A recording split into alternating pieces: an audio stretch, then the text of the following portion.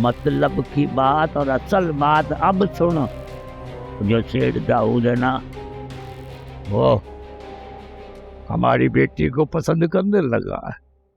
हाँ, उसने रिश्ता मांगा है हमारी बेटी राबी का। और उसके बदले 25 लाख हमको मिलेंगे। हमारी बेटी की जिंदगी भी संवर जाएगी और हम भी ठाठ से ऐश की जिंदगी गुजारेंगे, ऐश की जिंदगी गुजारेंगे। बस कर, ज्यादा नहीं बोल, ज्यादा नहीं बोल। अपनी बेटी का सौदा करके आया है, तुझे सोचने के लिए जरा भी वक्त नहीं मिला। तू अक्ल से इतना कोरा हो चुका है। चल, तेरे को ताने देने की बीमारी हो गई है। हाँ, अरे बेवकूफ, मैं कोई अपनी बेटी को बेचने जा रहा हूँ? मैं तो शादी कर रहा हूँ उसकी। अरे ये 25 लाख रुपए तो उसकी शादी का नजराना है, नजराना नजराना। मैं तेरी और सेठ की चालाकियों को अच्छी तरह समझती हूँ। ये जो रिश्ता तू करवा रहा है ना, ये किसी कीमत में नहीं होगा, नहीं करवाऊंगी मैं। मेरी जिंदगी के कुछ फैसले ऐसे भी होते हैं जिन्हें मैं किसी कीमत पर बदलने की कोशिश नहीं करता, और ना ही बदलने वालों को बर्दाश्त करता हूँ। तो तू मेरी बात समझ रही है ना? राबी मेरी बेटी है और उसकी जिंदगी के बारे में फैसले करने का अख्तियार भी मेरे को है। और अगर तूने रुकावट बनने की कोशिश की ना, तो मैं तुझे धक्के दे के निकाल दूंगा। हाँ, जब ठोकरें खाएगी ना, जमाने भर की ठोकरें खाएगी, तब जो है एहसास होगा तेरे को।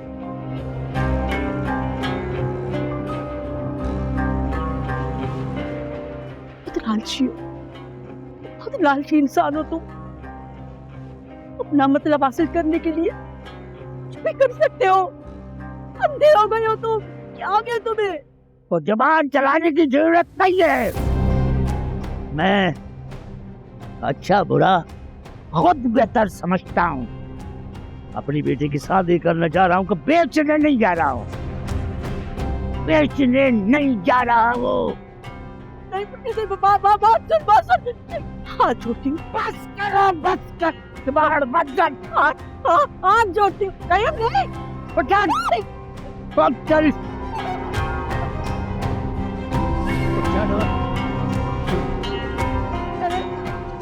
नहीं करने दूंगी मैं। चढ़ो नहीं करने दूंगी। चढ़ो।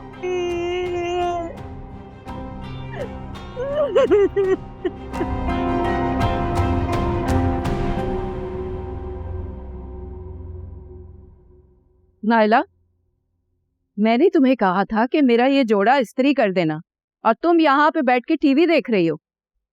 मेरी बात की कोई अहमियत है इस घर में या नहीं? मैंने कब कहा कि आपके इस घर में कोई अहमियत नहीं है? और जहाँ तक बात रही इस्त्री की, आपको नहीं नजर आ रहा सुबह से पूरे घर की सफाई कर रही हूँ मैं? आपको अपने जोड़े की इस्त्री की पड़ी है। अरे बीबी, काम छोड़ के अगर तुम मेरे एक जोड़े पे इस्त्री कर देती तो कोई कयामत ना आ जाती। मुझे कहने से अच्छा था कि आप खुद कर लेती, या फिर अपनी लाडली बेटी को कह देती सुबह। तुम्हारी जबान कुछ ज्यादा ही नहीं चलने लगी है? किसी को खातिर में ही नहीं लाती हो तुम? पहले अपनी जिम्मेदारियों को समझो, फिर बात करो। देखिए अम्मी, मैं खाम खा आपसे झगड़े के मूड में नहीं हूँ। और जहाँ तक बात रही जिम्मेदारियों की, तो एक बात ना याद रखें, मैं इस घर में बहू बन के आई हूँ, किसी की नौकरानी नहीं। हद है तुमसे भी। जो अपने घर से सबक पढ़ के आई हो ना, वही यहाँ दोहरा रही हो हमारे साथ। अल्लाह का लाख लाख शुक्र है अम्मी, मेरे माँ बाप ने ना मेरी बहुत अच्छी तरबियत की है। आपकी बेटी की तरह मेरा चक्कर नहीं चल रहा किसी के साथ। आपको तो पता ही नहीं है आपकी बेटी बाहर जाके क्या क्या गुल खिलाती फिरे, किसके साथ ताल्लुकात है, कहाँ डेट मारती है। कभी आपको मौका मिला कि आपने अपने गिरबान में झांका हो? जब देखो मेरे पीछे लगी रहती है। मेरी मासूम बच्ची पे इतना बड़ा इल्जाम लगाओगी, ऐसा तो मैं कभी सोच भी नहीं सकती थी। ठहर जा, शहजाद को आने दो, उससे कहती हूँ तुम्हारा कहीं और बंदोबस्त करे। हमारा गुजारा तुम्हारे साथ बिल्कुल नहीं हो सकता, बहुत मुश्किल है। सारा दिन मैं इस घर में काम करती हूँ, फिर भी मेरी कोई कदर नहीं है। जिस दिन आपकी बेटी आपकी इज्जत की धज्जियां उड़ाएगी ना पूरे मोहल्ले में, उस दिन आप लोगों के होश ठिकाने आएंगे। जा रही हूँ मैं ये घर छोड़ के। शहजाद आके मेरे पाँव पड़ेगा ना, तब भी इस दरवाजे पे कभी नहीं वापस आऊंगी।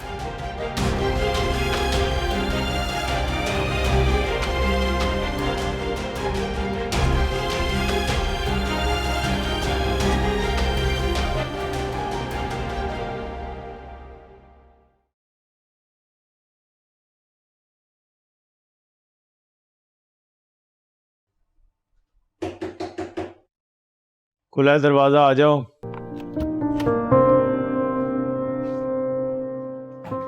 अरे बैठे रहो। तुम यहाँ? हाँ, वो मुझे पता चला था सारे मामले का। खान का लड़का छोड़ के गया मुझे यहाँ। सब किसने किया है? कौन थे वो लोग? सेठ दाऊद के गुंडे। क्या? इसका मतलब है तुमसे बदला लेने की कोशिश कर रहा है? उसके बंदों ने मुझे सेठ दाऊद के घर में बंद कर दिया था। वो तो इत्तेफाक से वहाँ के मुलाजमीन ने सेठ दाऊद की बीवी को सब कुछ बता दिया। इस तरह मेरी जान बच गई, वरना वो तो मुझे जान से मार देना चाहते थे। शुक्र खुदा का कि तुम बच गए। लेकिन इस बात की क्या जमानत है कि वो फिर ये हरकत नहीं करेंगे? तो तुम्हारी जान के पीछे पड़े हुए हैं, ढूंढ रहे होंगे वो लोग तुम्हें। ऊपर से तुमने दरवाजा भी खोल के रखा हुआ है। हाँ, तुम ठीक कह रही हो, अभी भी खतरा है, मुझे मोहतात रहना होगा। ये सब है ना मेरी वजह से हो रहा है। तुम्हारी वजह से क्यों? अगर उस दिन तुम मेरी वजह से सेठ दाऊद से ना लड़ते तो आज इस बात की नौबत ही ना आती। जिंदगी में ना चाहते हुए भी कुछ खेल खेलने पड़ते हैं और उनकी कीमत भी चुकानी पड़ती है। मेरी समझ में कुछ नहीं आ रहा कि तुम क्या कह रहे हो, लेकिन मैंने एक बात का फैसला कर लिया जिब्रान। अगर तुम मेरी खातिर अपनी जान पर खेल सकते हो, अपनी जान को दांव पे लगा सकते हो, तो मैं भी तुम्हारी खातिर अपनी जान को दांव पे लगा सकती हूँ।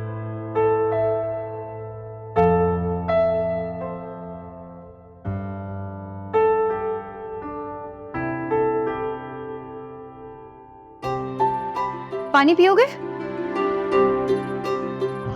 हाँ।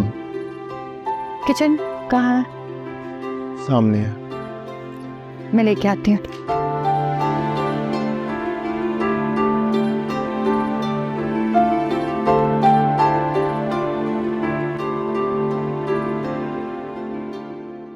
मैंने तुम पर बहुत भरोसा किया था और तुमने मेरे भरोसे पर पानी फेर दिया। आखिर तुम्हारी जिंदगी में ऐसी कौन सी कमी रह गई थी जिसे मैंने पूरा ना किया हो?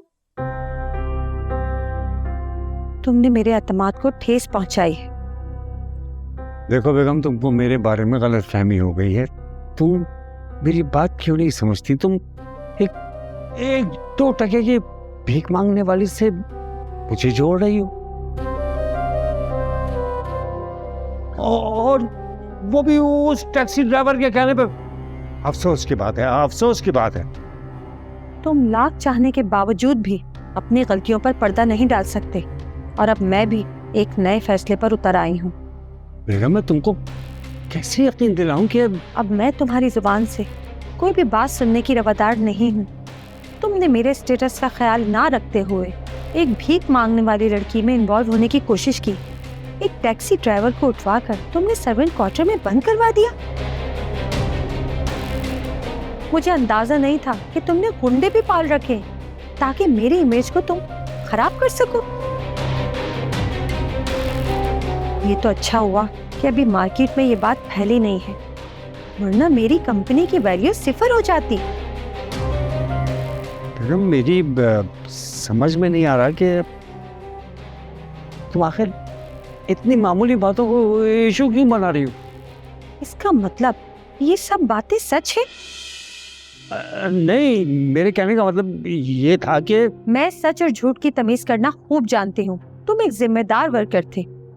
तुमसे ना सिर्फ शादी की बल्कि तुम्हें एक आला मुकाम दिया मैंने।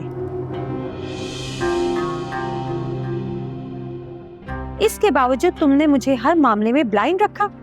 ये तमाम इख्तियारात मैंने ही तुम्हें दिए थे और मैं ही तुमसे छीन रही हूँ। अब तुम्हारे पास कोई भी अथॉरिटी नहीं है। बेगम, अगर तुमने ऐसा कर दिया तो मैं ब्लड प्रेशर का मरीज बन जाऊंगा। मुझे इस बात से कोई कंसर्न नहीं है। अगर मैं तुम्हारा शौहर हूँ, अगर मुझसे कोई गलती हो गई है तो गलती इंसान से ही होती है। आखिरी गलती समझ के माफ कर दो। अब तुम्हारी कोई भी गलती की तलाफी नहीं है। तुम्हें सजा भुगतनी पड़ेगी, समझे? तो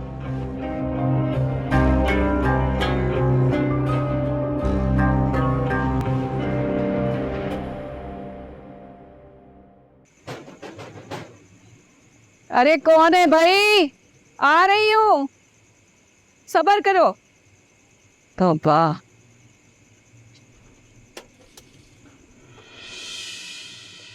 अरे शहजाद, वो नाइला। क्या तमाशा लगा रखा है? क्या प्रॉब्लम हो गई आप लोगों को? अरे वो अपनी मर्जी से घर छोड़ के गई है। मैंने कोई जोर जबरदस्ती नहीं की उसके साथ। देखिए अम्मी, मैं कोई बेवकूफ़ बच्चा नहीं हूँ। मुझे अच्छी तरह से अंदाजा है कि आपने नायला से क्या बात की होगी। मैं सब कुछ बर्दाश्त करता आ रहा हूँ, लेकिन अब मुझसे बर्दाश्त नहीं होता। अरे क्या हो गया शहजाद तुझे? तेरी बीवी ने क्या पट्टी पढ़ाई है तुझे? तू तो बिल्कुल उसी के लहजे में बात कर रहा है। माँ की कोई इज्जत नहीं है। दिन भर नायला यहाँ नौकरानी की तरह काम करती रहती है, फिर भी आप लोगों को उससे शिकायत रहती है। और मैं आप लोगों के मसले सुलझाता रहूँ या फिर दिन भर नौकरी करके आप लोगों का पेट पालूं? कोई एक काम हो तो बता दें मुझे। ये कैसे बात कर रहा है तू मुझसे? देखिए अम्मी, मैं इस वक्त वही कर रहा हूँ जो मुझे ठीक लग रहा है। और रही बात इज्जत की, तो मैं आपकी बहुत इज्जत करता हूँ और मुझे अपनी बीवी की इज्जत करना भी लाजिम है। अच्छा तू आहिस्ता तो बात कर। तमीज नहीं है माँ से बात करने की? मुझे तो बड़ा मान था तुझ में, तू भी बदल गया। तेरी बीवी ने तुझे अपने पल्लू से बांध लिया है। तू अब माँ की कम अपनी बीवी की ज्यादा सुनने लगा है। अम्मी, अपनी गलतियों पे पर्दा मत डालें। मैं नायला को लेने जा रहा हूँ और उससे पहले मेरी एक बात कान खोल के सुन लें। वो इस घर की बहू है, नौकरानी नहीं। उसकी भी कोई इज्जत है। और रही बात काम की, तो अपनी बेटी महविश पे भी नजर डालें। जिस लड़के के साथ वो घूम रही है ना, मुझे सारी इतलात मिल रही है। आप इसको समझाएं। अगर उसने अपने लक्षण बंद ना किए ना, तो मैं कुछ भी कर सकता हूँ, कुछ भी।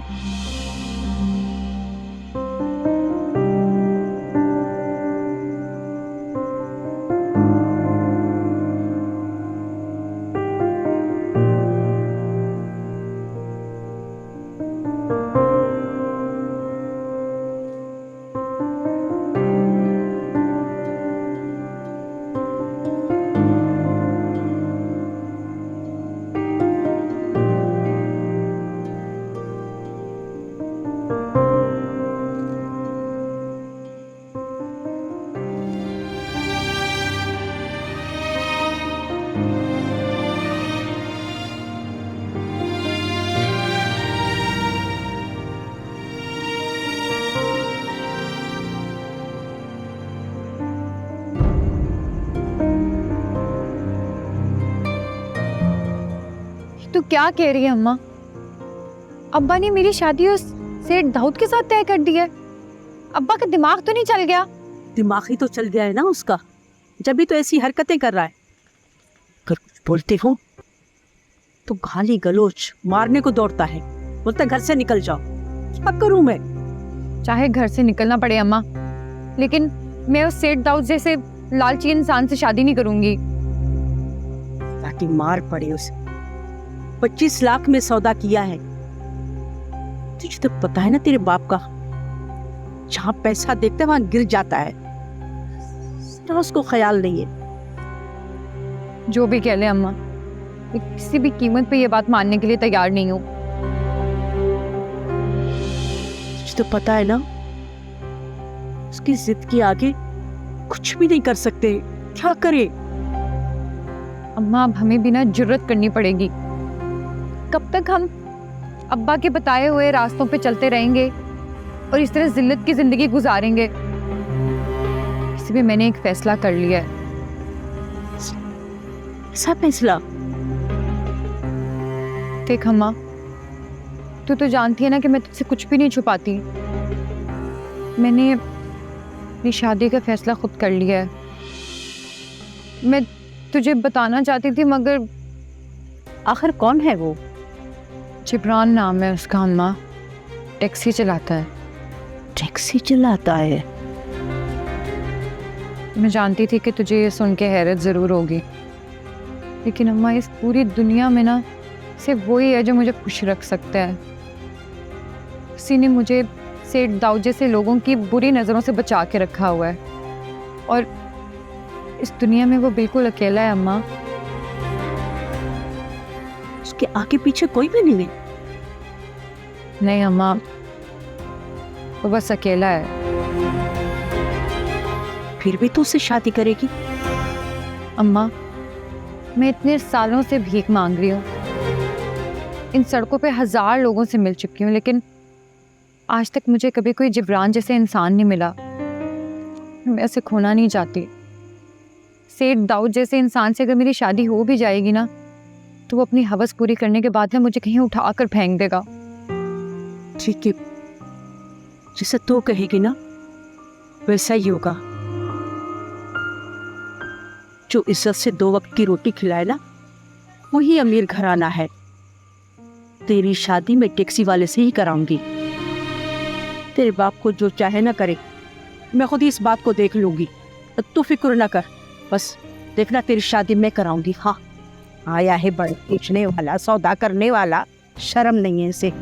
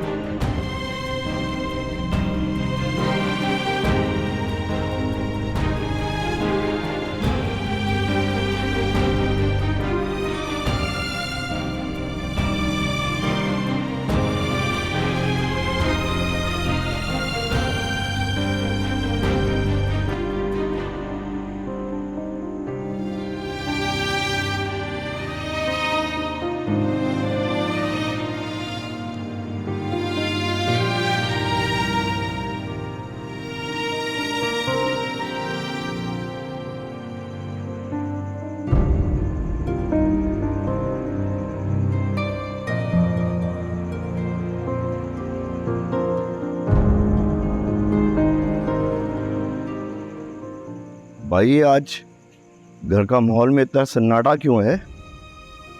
एक तो मेरी तबीयत भी खराब है, फिर भूख की शिद्दत ने मुझे निढाल कर दिया। कोई ख्याल रखने वाला भी नहीं। तुम यहाँ ऐसे कैसे बैठी हो भाई? शुक्र करें जिंदा हूँ। है? अरे भाई, खुदा न खास्ता ऐसी क्या बात हो गई भाई? ये शहजाद को आजकल अपनी बीवी कुछ ज्यादा ही अजीज नहीं हो गई है। एक तो सुबह वो मुझे इतनी सुना के गई, ऊपर से वो आया, उसने तो मेरी इज्जत ही हथेली पर रख दी। कसूर उनका नहीं, कसूर वालिदैन का होता जुबैदा बेगम। जब बच्चे माँ बाप के गिरबान में हाथ डाल दें तो वो वक्त बड़ा कमजोर होता है, तुम्हारे और हमारे जैसे माँ बाप के लिए। इसीलिए तुमसे मैं कहता हूं कि बच्चों के हाथ में लगाम मत दो, बल्कि बच्चों की लगाम अपने हाथ में लो। मेरे कोई सुनता ही नहीं। जब से आया हूं तो मैं देख रहा हूं कि एक अजीब ही उल्टा निजाम चल रहा है यहाँ पर। अरे पूरा दिन मैं बिस्तर में पड़ रहा हूं, तुम्हारे किसी बच्चे ने आके मुझसे पानी का नहीं पूछा। तुम कह रही हो कि बच्चे इज्जत नहीं करते। अरे क्या खाक इज्जत करेंगे बच्चे?